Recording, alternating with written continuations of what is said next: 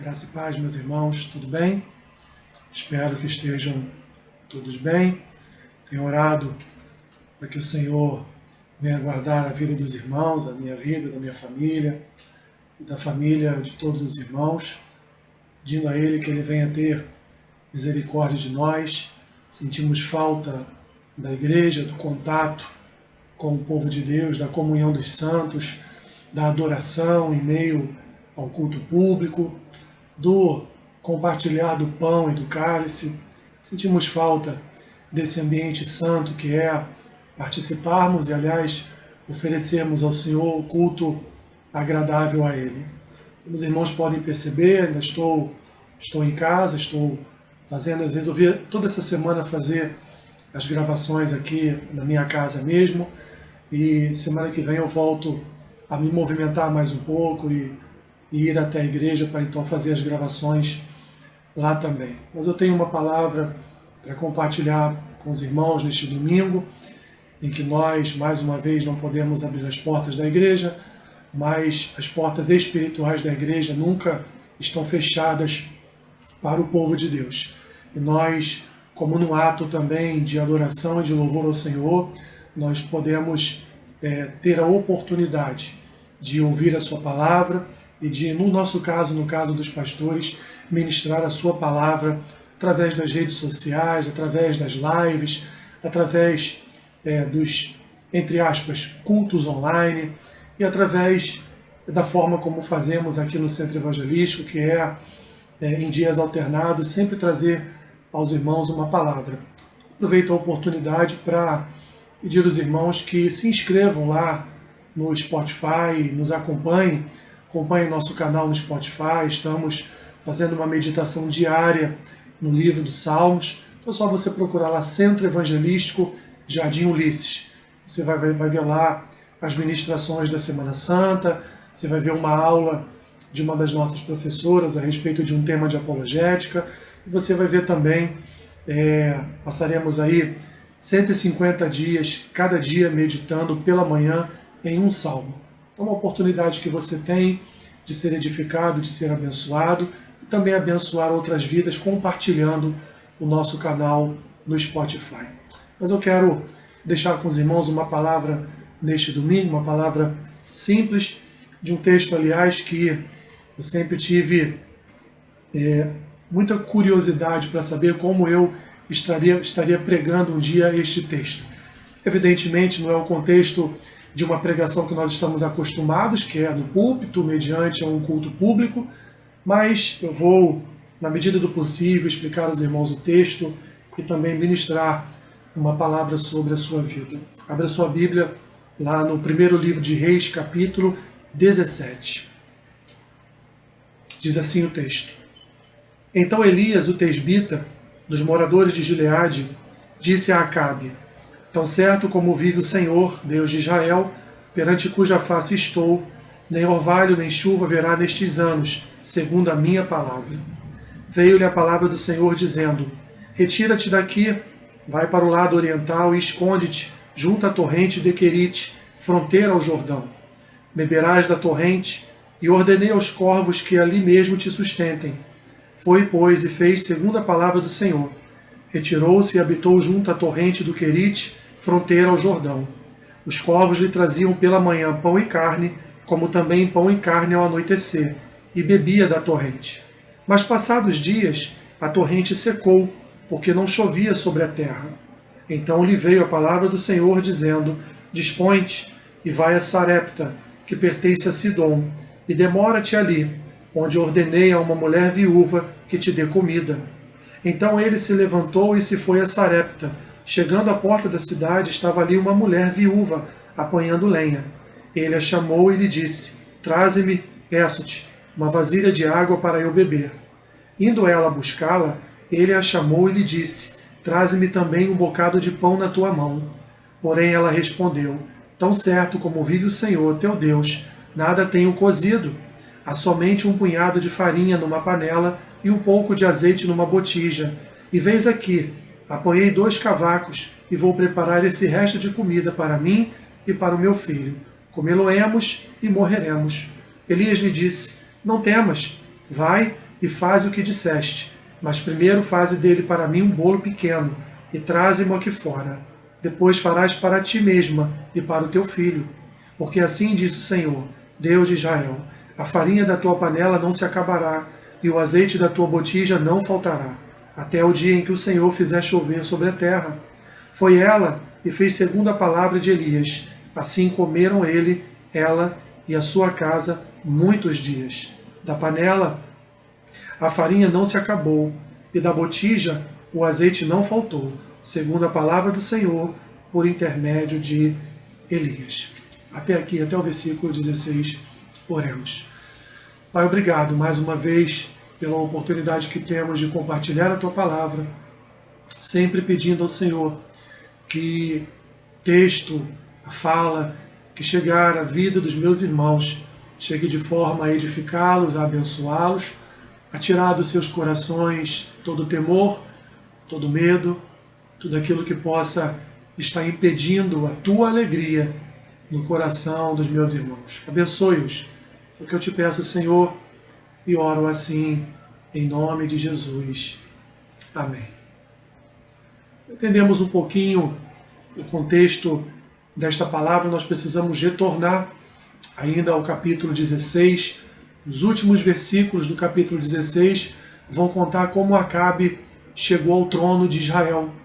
Acabe assume o trono de Israel no lugar do seu pai Onri, que até aquele momento era o pior rei de Israel. Havia sido o pior de todos os reis. Mas agora seu filho não só assumirá o trono, onde Onri se assentava, mas também assumirá a condição de ser agora o pior rei de Israel. E se não bastasse ser um péssimo rei para o povo, se não bastasse ser o pior dos piores reis, ele agora então faz o favor de casar-se com uma mulher chamada Jezabel, filha de um rei sidônio chamado Etibaal. E por conta desse casamento de Acabe com Jezabel, ele acaba por instituir em Israel o culto a Baal. Ele pega Samaria, que foi uma cidade edificada, uma das cidades edificadas por seu pai, pega Samaria e transforma ela num lugar, ali num templo, num lugar de adoração a Baal. Levanta poste ídolos em vários lugares de adoração a Baal, e assim então Acabe acaba se tornando um rei, não só um rei mau, um mau governador, mas também um rei que aos olhos do Senhor era um idólatra, era um pecador. Dentro desse contexto, surge então o profeta Elias.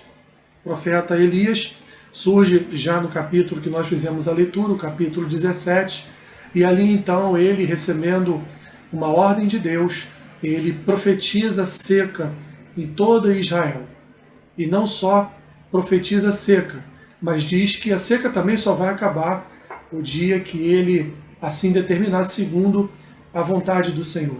Elias então ele sai daquele lugar e Deus manda ele ir para um outro lugar, um lugar que era chamado de Querite, que era fronteira com o Jordão, e ali então ele é alimentado por alguns meses por corvos, que lhe trazia pão e carne pela manhã e também pela noite. E havia uma torrente de águas naquele lugar, de onde ele então também se alimentava da água. Ele passa um período ali, até que um dia então as torrentes daquelas águas secam, e Deus então determina, fala para que ele saia daquele lugar e vá para uma cidade chamada Sarepta, uma cidade da região de Sidom.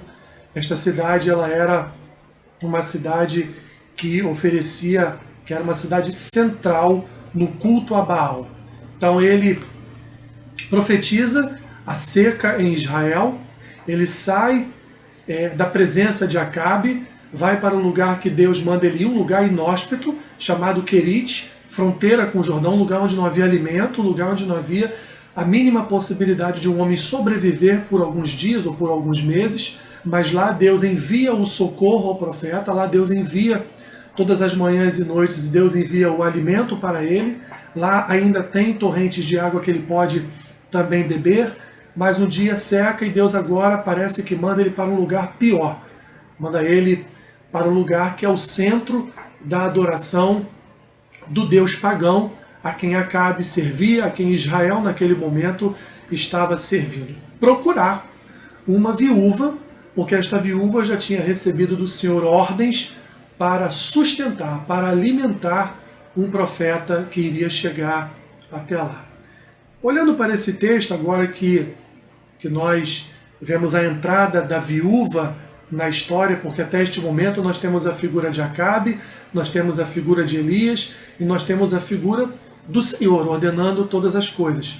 Mas agora entra um novo ator nessa história, que é a viúva, que nós não sabemos quem é, não sabemos nem mesmo o nome, não sabemos qual foi a causa da sua, por que ela se tornou viúva, de quem ela era esposa, com quem ela era casada. Sabemos apenas que era uma viúva humilde. Aliás, o termo viúva no Antigo Testamento, e podemos aqui também acrescentar esse termo para o Novo Testamento, normalmente era a expressão de uma pessoa pobre, porque as viúvas elas eram, e por isso Jesus lá no Novo Testamento vai se preocupar com viúvas e órfãos, os apóstolos vão se preocupar com viúvas e órfãos, porque a viúva ela era uma pessoa extremamente maltratada pela sociedade, era uma pessoa até considerada uma pessoa amaldiçoada por ter perdido o seu marido. Quando não tinha filhos, então era pior ainda, mas era uma pessoa que normalmente dependia de outros para sobreviver, normalmente dependia da ajuda, dependia da esmola de terceiros para sobreviver. Assim que as viúvas viviam no contexto do Antigo Testamento e também no contexto da sociedade do Novo Testamento. Então essa viúva, essa pobre viúva, ou essa viúva pobre, vai estar recebendo um profeta que ela não conhece, nunca viu antes na sua vida, para então do pouco que ela tem, ela oferecer e alimentar a vida deste homem. Quando entramos a partir do versículo 8, quando Deus então dá ordem ao profeta para que ele saia de Querite e se encaminhe até Sarepta, e lá então ele vai encontrar uma viúva que já recebeu suas ordens para sustentá-lo. Então quando olhamos para o texto, meus irmãos, nós vamos ver que Deus ordena ao profeta que ele passe um certo tempo em Sarepta, sendo então alimentado e cuidado por essa mulher, porque essa mulher já tinha ordens de Deus para fazer essa tarefa, para realizar essa tarefa. Então ele sai de Querite, encaminha-se até Sarepta, e chegando em Sarepta, na porta da cidade, ele tem um encontro com uma senhora. O profeta não sabia se era ela, se não era ela, mas ele a encontra. Ela está ali juntando lenha para fazer comida para ela e para o seu filho. Então ele para o serviço dela e pede que ela lhe dê água. Provavelmente essa mulher, já tendo tido contato de alguma forma com Deus, já recebido de Deus o pedido para alimentar o profeta que Deus iria, o homem de Deus que Deus iria enviar para aquele lugar, ela deve ter pensado, opa, deve ser este homem. Ela para então ali de separar a sua lenha e vai buscar água, mas o profeta interrompe antes que ela saia e pede a ela, olha, não me traga só água, mas traga a mim também pão. E aí, meus irmãos, nós entramos num diálogo entre a viúva e o profeta, um diálogo muito interessante, porque a viúva vai olhar para aquele profeta e ela vai pensar num segundo só. Se você estivesse no lugar, pensaria da mesma forma, será que este é o homem do Senhor? Será que este de fato é o profeta que o Senhor enviou e pediu que eu o alimentasse, o sustentasse? E ela diz para ele, olha, eu dificilmente poderei realizar esse seu pedido, porque quanto à água, eu pego água e lhe dou, mas quanto ao pão, eu só tenho uma simples panela com um pouco de farinha e uma botija com muito pouco azeite, que mal vai dar para eu cozinhar um pão para mim e para meu filho, e depois apenas esperaremos e aguardaremos a morte. O profeta então olha para aquela mulher e Elias poderia naquele mesmo momento pensar, Senhor, o que o Senhor mandou vir fazer aqui? Essa mulher não tem nem para ela e para o filho, vai ter para mim? Qual é a sua intenção? Mas o profeta ele não pensa desta forma. Ele já havia obedecido no determinar da seca sobre Israel, ele já havia obedecido ao Senhor em ir até Querite e lá sobreviver dependendo exclusivamente do Senhor, e ele já tinha obedecido ao Senhor para ir até esta cidade e procurar uma viúva que ele nem mesmo sabia quem era, nem conhecia, e não sabia como ela iria lhe sustentar. Então ele agora se vê diante de um novo dilema, mas ele, confiando na palavra do Senhor que disse que ela ou alimentaria ou sustentaria, ele então diz para ela que é para ela obedecê-lo e para ela, de fato, trazer a água e trazer um pão para ele, porque Deus não iria deixar faltar farinha e nem azeite para o alimento de toda a sua casa. De fato, é isso que acontece. Nós vamos ver versículos posteriores dizendo que Deus multiplicou a farinha daquela panela, multiplicou o azeite daquela botija e trouxe sobre a casa daquela mulher, daquela viúva, sustento para ela, para sua família, para toda a sua casa e também para o profeta naquele momento. Uma história, meus irmãos, curiosa. Uma história um tanto quanto estranha, porque o profeta, ele evidentemente obedeceu aquilo que o Senhor estabeleceu para ele, mas esse encontro dele com a viúva, quando olhamos para o contexto bíblico, olhamos para essa história, nós vemos mais um milagre que Deus faz, mais uma obra que Deus realiza, mais uma vez Deus provando o seu poder, provando o seu cuidado, provando da sua graça, provando da sua misericórdia, provando do seu amor. Olhamos para essa história e verificamos o quanto Deus é maravilhoso. Que história bela! Uma viúva passando fome com seu filho, e Deus providenciou para ela o sustento e usou ela para ser também o sustento do seu profeta, do seu homem, que ainda viria a fazer e a realizar tantos outros milagres em Israel, provando que o Senhor era o único Deus do povo, que o Senhor era o único Deus daquela nação, que o Senhor era o único Deus de Israel. Olhamos para essa história e ficamos tentados a observarmos aqui duas situações. Primeiro, a obediência de Elias. Ele foi certamente obediente, falaremos disso mais à frente, e ficamos tentados em ver a fé desta mulher, mesmo na circunstância que ela se encontrava, sem praticamente um alimento para ela e para o seu filho, aguardando apenas a morte, depois da última refeição que ela viria a realizar com o seu filho. Vemos então uma mulher que ela crê na palavra do profeta, ela crê naquilo que ela recebeu do Senhor, e ela procura, naquele momento, mesmo com pouco, ela procura acreditar então na palavra do profeta e faz aquilo que ele determinou, ela faz aquilo que ele mandou. Nós podemos fazer algumas aplicações de todo este contexto que nós fizemos a leitura aqui. Primeira aplicação, meus irmãos, que nós podemos fazer a respeito desse texto é que Deus é soberano. Essa é a primeira aplicação que podemos fazer. Deus, ele é soberano. Deus é soberano, ele trouxe sobre Israel a seca. Foi Deus que ordenou sobre Israel a seca. Segundo as palavras de Cristo, lá em Lucas capítulo 4, num texto que veremos no final,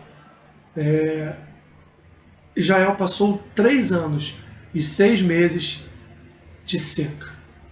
Ou seja, quantas pessoas morreram, quantas plantações foram arruinadas, quantos animais foram mortos por causa de 3 anos e 6 meses de uma seca intensa. Tudo isso por causa da ordem de Deus, por causa do poder de Deus, por causa da autoridade de Deus. Então a primeira coisa que podemos ver nesse texto é a soberania de Deus, a decisão de Deus de realizar algo, a decisão de Deus de trazer juízo sobre aquela nação, a decisão de Deus de castigar Acabe por causa da sua idolatria, por causa do seu casamento em julgo desigual, por causa da sua maledicência, por causa da sua maldade, por causa da corrupção do seu coração, por causa de um reinado ruim no reinado péssimo, do pior reinado de todos os outros reis, anteriores. Deus então, na sua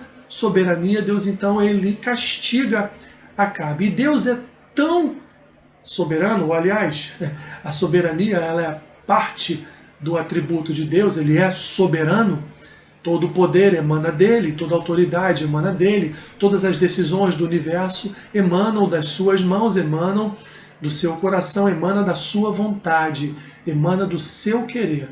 Que ele vai dizer para o profeta, olha, saia agora, vai embora, você já profetizou a Acabe, agora você vai embora e você vai para um lugar, e lá naquele lugar eu vou te sustentar. E o lugar chamado Querite era um lugar ali na fronteira com o Jordão, que, como eu já havia dito antes, era um lugar que não tinha alimento, não tinha pasto, não tinha plantação, era um lugar desértico, mas ali passava uma torrente de água, que muito provavelmente iria acabar, né, no Jordão, mas passava uma torrente de água, e foi essa torrente de água, aliado ao alimento dos corvos, que Deus todas as manhãs e todas as noites enviava pão e carne para o profeta comer, assim Deus então, na sua soberania, na sua providência, Deus então sustenta o profeta. Não só isso, também dentro da sua soberania, Deus determina, depois que as torrentes secam, que o profeta vá até a cidade de Sarepta e procure lá uma viúva que dela virá o sustento dele. Bem, por que Deus não mandou que o profeta fosse a alguma outra cidade e procurasse o governador daquela cidade, procurasse o rei daquela nação, procurasse um príncipe de alguma tribo, de algum lugar, de algum outro reino? Por que Deus não mandou o profeta buscar um lugar e alguém, a ajuda de alguém que tivesse mais condições de ajudá-lo? Mas Deus, novamente, utilizando-se da sua soberania, utilizando-se do seu poder, utilizando-se da sua mão milagrosa, ele então leva o profeta até uma pessoa que aos nossos olhos seria uma pessoa impossibilitada de alimentar o profeta, e como diz o texto, ele manda que o profeta demore-se ali naquela cidade. Então vemos, meus irmãos, que é muito claro para nós, e aí, seguindo todo o contexto da história, vemos então Deus fazer um milagre, sustentar o profeta e a casa daquela viúva. Dentro de todo esse contexto, nós podemos ver a soberania de Deus atuando. Podemos ver o controle de Deus sobre a história. Podemos ver a mão de Deus controlando todas as coisas à sua volta. Podemos ver, meus irmãos, que nada foge ao controle do nosso Deus. A nossa vida não foge ao controle do Senhor. O Covid-19 não foge ao controle do Senhor. Esse provável juízo de Deus sobre a humanidade através desse vírus não foge ao controle de Deus. Deus não lançou essa praga na terra e agora nos deixou soltos, nos deixou ao relento, nos deixou à disposição de um vírus. Não, Deus ele tem um controle de todas as coisas. Deus ele tem autoridade sobre este vírus. É como se Deus estivesse enviado seca para a terra. E num determinado momento ele vai ministrar o encerramento desta seca. Ele vai dizer, acabou. Assim como ele disse depois de 3 anos e 6 meses em Israel, ele vai dizer também para a humanidade agora, olha, acabou. Acabou a epidemia, acabou a pandemia do Covid-19. E todos nós voltaremos à nossa vida normal. Porque Deus ele é soberano e ele guarda o seu povo. Ele guardou Elias, ele guardou aquela viúva, ele guarda a sua igreja, ele guarda o seu povo, ele guarda a sua nação. Segunda aplicação, meus irmãos, que nós podemos extrair deste texto é que obediência garante vida. Vou repetir. Obediência garante vida. Ordens estranhas e desafiadoras foram lançadas sobre a vida de Elias. Concordam comigo? Olha quantas ordens que Deus deu ao profeta e o profeta não se esquivou de nenhuma delas. O profeta encarou, enfrentou cada uma das propostas de Deus, cada uma das ordens de Deus o profeta, ele enfrentou, ele obedeceu, ele ouviu, e não só ouviu, mas ele agiu segundo o ouvir, segundo a ordem, segundo o mandamento do Senhor. Não questionou, não perguntou, não titubeou, foi e realizou aquilo que Deus queria que ele viesse a realizar. Deus deu a ordem para que ele profetizasse a seca, Deus deu a ordem para que ele fosse para Querite, e Deus deu a ordem para que ele fosse em Sarepta, para Sarepta. Deus deu 3 ordens estranhas, 3 ordens desafiadoras, mas foram 3 ordens cumpridas pelo profeta que lhe garantiram a vida. Imagine se Elias continuasse em Israel depois de profetizar a seca. Ele poderia ser uma das vítimas, mas ele, cumprindo a ordem do Senhor, ele foi para Querite. E lá então o Senhor o garantiu com vida. Lá o Senhor preservou a sua vida. Lá o Senhor o manteve vivo com a providência divina enviada por ele. Lá Deus cumpriu as consequências da obediência de Elias. Ele o obedeceu e, portanto, o Senhor o abençoou. Da mesma forma que lá em Sarepta, ele também recebeu do Senhor vida, e agora não só ele, a obediência dele trouxe vida a uma terceira pessoa, e até uma quarta, porque foi a viúva e seu filho. O profeta, ao obedecer o Senhor, o profeta garantiu, como consequência dessa obediência, como uma bênção para a sua vida, ele garantiu a sua vida, mas ele garantiu também a vida da viúva e do filho da viúva. Obedecer garante vida. Obedecer garante vida espiritual. Obedecer garante vida, nossa vida corporal, nossa vida carnal. Obedecer ao Senhor garante a nós, meus irmãos, uma vida espiritual forte, uma vida espiritual saudável, uma vida espiritual longe de cólera, longe de mágoas, longe de frustrações, longe de angústias, longe de tribulações.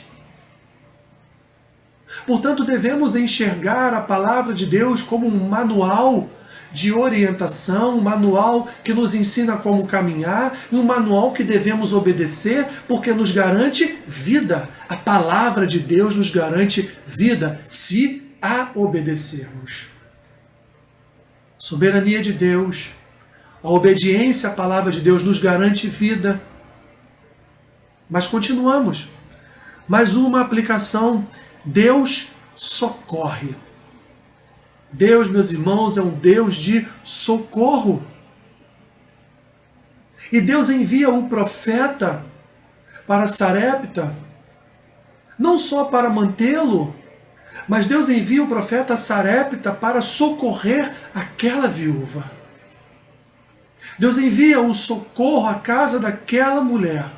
Muito provavelmente aquela mulher era uma mulher que conhecia o Senhor, porque ela vai dizer aqui no versículo 12, quando ela explica ao profeta que ela tem um pouco de farinha, um pouco de azeite, ela vai dizer, porém ela respondeu, tão certo como vive o Senhor teu Deus, tão certo como vive o Senhor teu Deus. Ela tinha certeza de que havia um Senhor, que era o Deus de Elias, mas que também era o Deus dela, porque ela ouviu a voz do Senhor, e ela também estava em obediência ao Senhor. Deus é um Deus que presta socorro. Deus é um Deus que envia socorro. Deus é um Deus, meus irmãos, de providência. Ele enviou socorro para aquela mulher porque ela não tinha mais o que comer. Porque Deus é o socorro bem presente nos momentos de tribulações. Ele é o nosso refúgio, Ele é a nossa fortaleza. Invertendo aqui esse versículo do Salmo, Deus, Ele cuida do seu povo. Deus, Ele guarda o seu povo. Por que temermos? Por que, meus irmãos, estar preocupados? Segundo o próprio Senhor Jesus diz, no Sermão do Monte, lá em Mateus capítulo 6, por que ansiosos pelo que comer, por que ansiosos pelo que vestir? Deus alimenta a natureza todos os dias. Deus veste a natureza das cores mais bonitas todos os dias. Não valemos nós mais do que a natureza?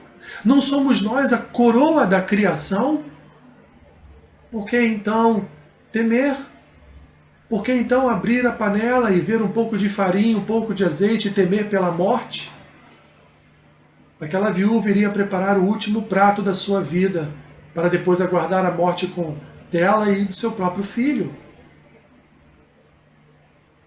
Mas ela crê na palavra do profeta, porque ela crê que o Senhor enviou a ela socorro. E nós devemos estar atentos e sensíveis no momento em que Deus nos envia o socorro. E nem sempre, meus irmãos, nós estamos atentos à voz de socorro do Senhor. Aquela mulher tomou a decisão de preparar, mediante aquela farinha, aquele azeite, o último pão, aliás, um bolo pequeno para aquele profeta. Deus é um Deus de socorro. Você vai ver o salmista Davi dizendo que ele nunca viu um justo mendigar o pão, nem a sua descendência vir a passar fome. Deus, ele nos abençoa, ele nos sustenta.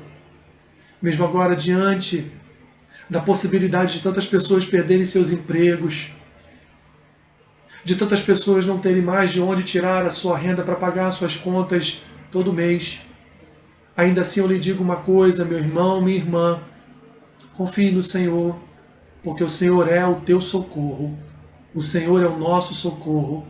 Assim como ele socorreu o profeta lá em Querite, ele agora iria socorrer a viúva aqui em Sarepta, ele também vai te socorrer.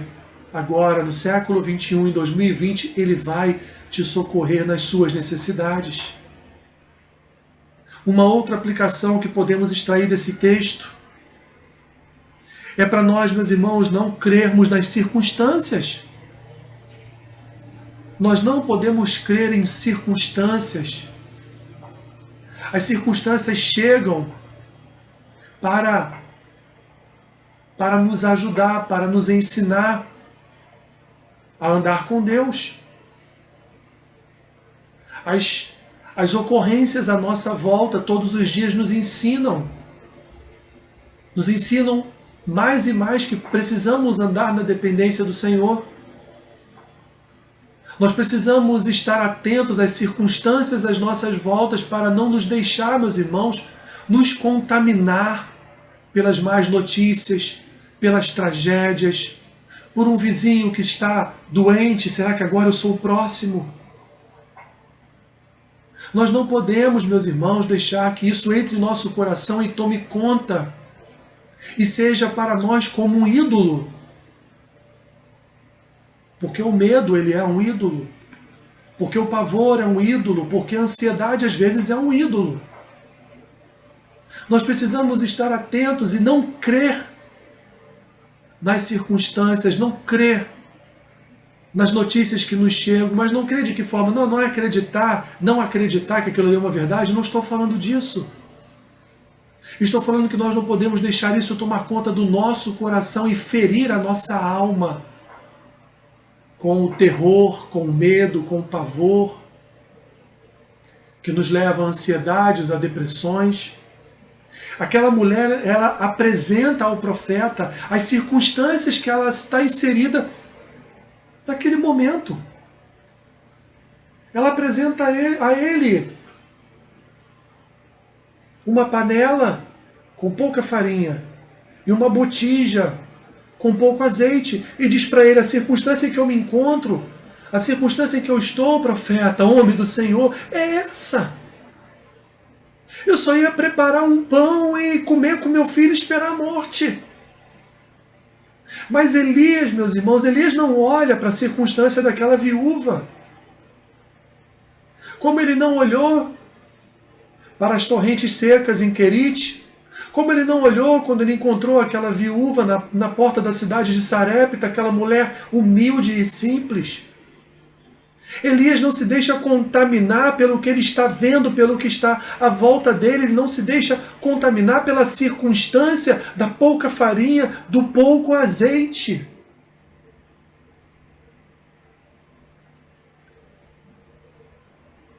Ele não olha, ele não vislumbra, ele não focaliza, ele não coloca como alvo na sua vida a circunstância que o cerca. Nas palavras de Arthur Pink, no livro que ele escreveu sobre a vida e obra do profeta Elias, sobre este momento, ele diz assim: a confiança de Elias repousava não em circunstâncias favoráveis ou em boa aparência, mas na fidelidade do Deus vivo. E assim, a sua fé não precisava do apoio das coisas que o cercavam. As aparências podem ser escuras e funestas, mas os olhos da fé penetram as nuvens negras e veem acima delas o sorridente rosto do seu provedor. O Deus de Elias era o Altíssimo, para quem todas as coisas são possíveis. Eu ordenei a uma mulher viúva que te dê comida. Era nisso que o coração dele repousava. Era nessa frase que Deus havia dado ao profeta que repousava o coração dele. Eu ordenei uma mulher que lhe alimentasse. Então não importava a panela com pouca farinha ou a botija com pouco azeite. O que o profeta olhava era para a palavra de Deus empenhada. O que o profeta olhava, focalizava, colocava como alvo é que daquele pouco alimento Deus poderia fazer mais. Elias não era como os discípulos de Cristo, que quando viram poucos pães e peixes, disseram para o Senhor: Senhor, temos aqui poucos pães e poucos peixes, como vamos alimentar todo este povo? No mesmo ato que Cristo teve de multiplicar pães e peixes, Deus teve aqui, com fundamentos diferentes, porque lá os discípulos estavam atemorizados pelo pouco alimento, mas aqui Elias era tão íntimo de Deus que ele sabia que a promessa do Senhor de que aquela viúva sustentaria a vida dele seria cumprida, mesmo com pouca farinha, mesmo com pouco azeite. Deus há de cumprir aquilo que ele empenhou como palavra para a tua vida. Ainda que tu tenha pouco arroz, ainda que tu tenha pouco feijão, de algum lugar, e meus irmãos, eu sou testemunha e tenho visto pastores da nossa denominação sendo abençoados por cestas básicas, pelo povo da sua igreja que tem ajudado o seu pastor a sobreviver. Creia que quando Deus empenha a sua palavra, Ele cumpre, porque Ele não é homem que promete e não cumpre.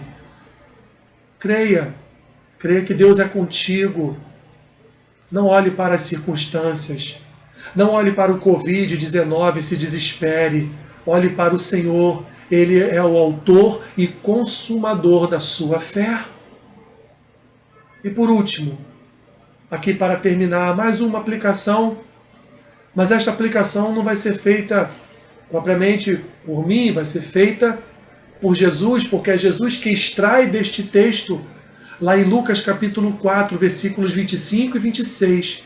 Jesus vai extrair uma porção deste texto, quando ele foi pregar em Nazaré, e lá ele foi rejeitado pelos seus. Ele vai terminar a primeira parte do texto, dizendo que um profeta não é bem recebido na sua casa. E depois ele abre um outro parêntese e fala de Elias. Ele diz: olhem para a situação de Israel naquele período. Israel estava passando por uma seca de 3 anos e 6 meses. Dentro de Israel, não só em Israel, mas em outras nações, quantas viúvas haviam? Milhares de viúvas. Centenas de viúvas. existiam naquelas nações em volta de Israel e no próprio Israel. Mas dentre aquelas várias viúvas que também estavam passando fome, também estavam passando dificuldades por causa da seca, Deus escolheu uma. Deus escolheu você. Deus escolheu você como igreja dele. Deus escolheu você como servo dele. Deus escolheu você para te sustentar. Deus escolheu você para lhe ensinar a depender dele. Deus escolheu você para multiplicar a tua panela, para multiplicar a tua botija. Deus escolheu você para multiplicar o teu alimento sobre a mesa e para multiplicar a presença do Espírito Santo na tua vida. Deus escolheu você para te guardar, Deus escolheu você para te salvar, Deus escolheu você para te transformar, Deus escolheu você para no futuro tu ressuscitar e ter um novo corpo, ser um corpo glorificado como o de Cristo e viver a eternidade ao lado do Eterno. Da mesma forma que Deus escolheu aquela viúva, e Jesus muito bem extrai deste texto aquela escolha. Jesus te escolheu na cruz do Calvário para salvar a tua vida.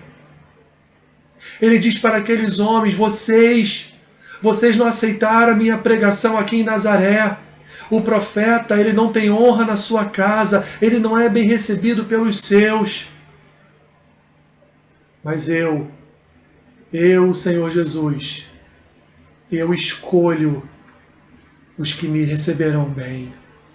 Ele te escolheu. Ele te escolheu para ser um baluarte da palavra dele. Ele te escolheu para ser um atalaia no reino dele. Ele te escolheu para ser um Elias. E ser um provedor na vida de outros, abençoando outras vidas, ainda mais nesse momento que nós estamos passando. Mas quando olhamos para esta viúva faminta, quando olhamos para essa viúva pobre, quando olhamos para essa viúva com uma vida desgraçada até aquele momento,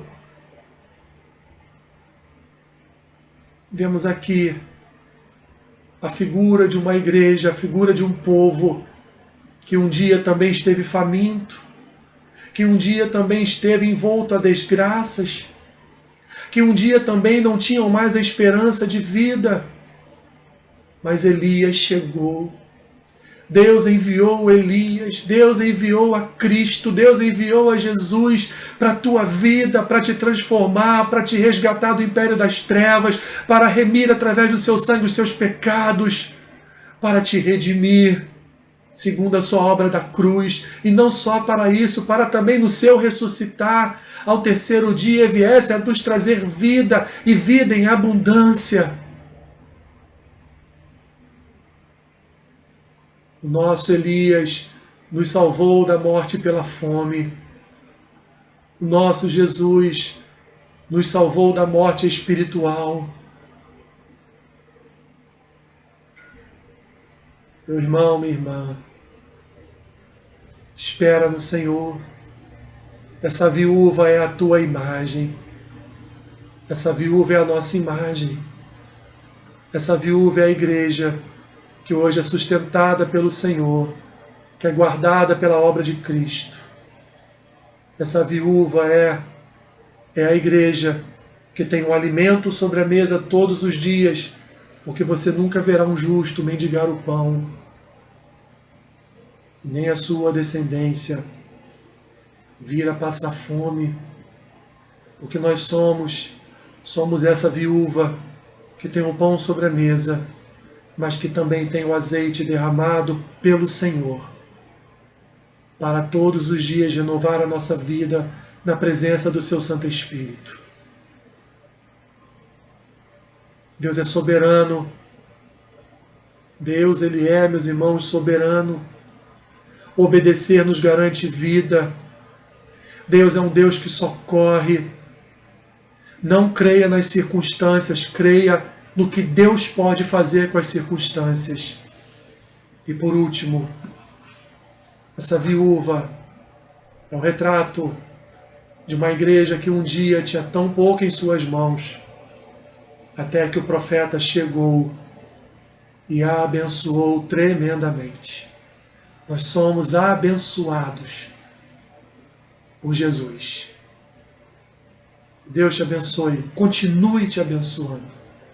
Eu quero orar pela sua vida neste momento. Senhor, graças te damos, ó Deus, e te agradecemos mais uma vez pela oportunidade de compartilhar a tua palavra, de ouvir a voz do teu Espírito. Senhor, não podemos estar presentes. Quanta falta, Pai, tenho da tua casa, da tua igreja. Ah, Senhor, do aperto de mão dos meus irmãos, do abraço. Ah, Senhor, do sorriso. Senhor, dos louvores. Pai, daquele cafezinho da manhã que tomávamos ali na porta, da comunhão à noite. Senhor, tenha misericórdia de nós, Senhor. Tenha misericórdia de nós. Envia água de novo, Senhor. Acaba com essa seca da tua igreja. Mas que seja um momento também que o Senhor possa nos ensinar, que o Senhor possa mudar aquilo que estava errado, que o Senhor possa nos levar a reconhecer as nossas falhas diante do Senhor. Meu Deus, tira o terror do coração de meus irmãos, tira o medo, ó Deus, dos seus corações. Leva a tua paz para essas casas. Leva a alegria do teu Espírito para esses lugares. Senhor, dependemos de Ti. Estamos aprendendo agora mais do que nunca o quanto dependemos do Senhor. Nos ajude a passar por este momento, Senhor, de tribulação, onde as circunstâncias são graves, são sérias. Nos ajude a passar por este momento confiando no Senhor. O que te pedimos, ó Pai, cerca a casa dos meus irmãos, por detrás e por diante. Abençoe-os, que a panela deles seja sempre encontrada com muita farinha e que eles sejam sempre encontrados cheios do teu azeite. O que eu te peço, Senhor, e oro em nome de Jesus. Amém. Que você tenha uma semana abençoada. Deus te abençoe rica e abundantemente. Amém.